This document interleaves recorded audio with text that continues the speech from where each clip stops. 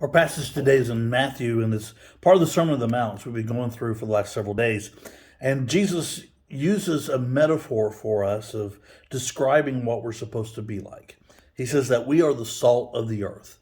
Now, a lot of people they have taken in the past and they've talked about all the uses for salt, the preservation, how valuable it was, all that kind of stuff. But Jesus makes it very clear exactly what illustration he is using when he talks about salt here. He is definitely talking about that salt is used to flavor or to make somebody thirsty as a food.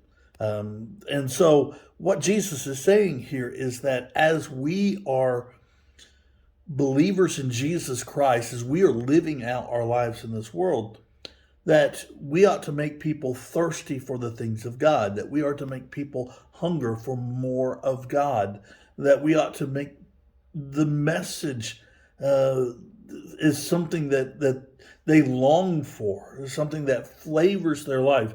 And it doesn't mean we water down the gospel, not at all. The gospel is the gospel, and we have no right or no compulsion to change it whatsoever.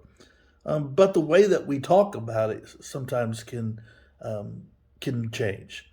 And so when Jesus says that we are the salt of the earth, he then goes on and says, "But then if you're tasteless, what good are you?"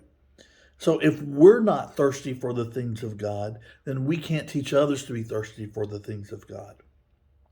One of the other verses that is so often used and misinterpreted, really, is if you teach a child in the way that they should go, then when they are old, they'll not depart from it. Well, the word teach is not actually teach there, it's a mistranslation. That translation literally means to make someone thirsty for.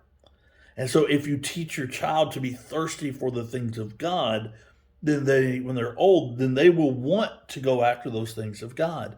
And in the same way, if we are living our lives and we're telling other people about Christ in a way that shows them of what it means to be thirsty for God, thirsty for Christ, then they're going to want what you have. They're going to want to serve the same Lord that you serve. And so as we go throughout this week, just remember, you are the salt of the earth. And that's a good thing. And so make sure that when you speak to others and when you're living out your life, that people are getting thirstier for God.